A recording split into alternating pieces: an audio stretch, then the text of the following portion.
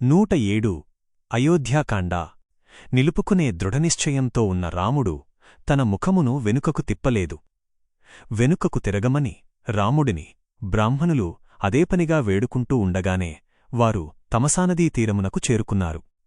సూర్యుడు పశ్చిమాన క్షితిజరేఖను దాటి కృంగగా ఆ రాత్రికి విశ్రమించటానికై సుమంత్రుడు లక్ష్మణుడు ఒక స్థలమును ఎంపికచేశారు.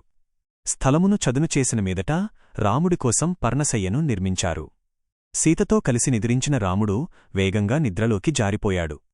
లక్ష్మణుడు సుమంత్రుడితో తన అన్నగారి మహిమల గురించి చర్చిస్తూ ఆ రాత్రి అంతా పక్కనే నిద్రలేకుండా నిలిచి ఉన్నాడు.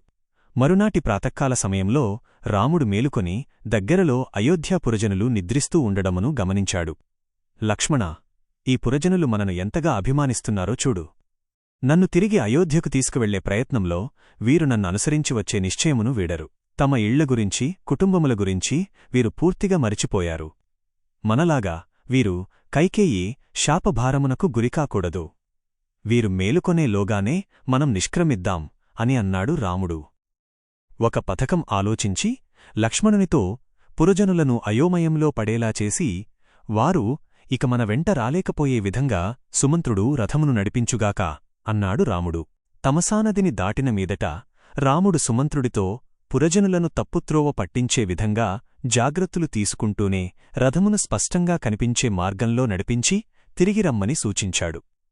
అలాగే సుమంత్రుడు రథం తీసుకుని వెళ్ళిపోయాడు. కొంతసేపటికి తిరిగి వచ్చిన తర్వాత రాముడు లక్ష్మణుడు సీత రథమెక్కి మరో మార్గమున త్వరితంగా అడవులలోకి వెళ్ళిపోయారు. నిద్రలేచిన పురజనులు తమ ప్రియతమ ప్రభువు కోసం అన్ని దిక్కులలో చూశారు. నిస్పృహతో అటూ ఇటూ వెదికి రథచక్రముల ఆనవాళ్లు కనిపెట్టారు. వాటిని అనుసరించి కొంత దూరం పోయిన మీదట అకస్మాత్తుగా ఆ జాడలు ఇక అదృశ్యమైనాయి.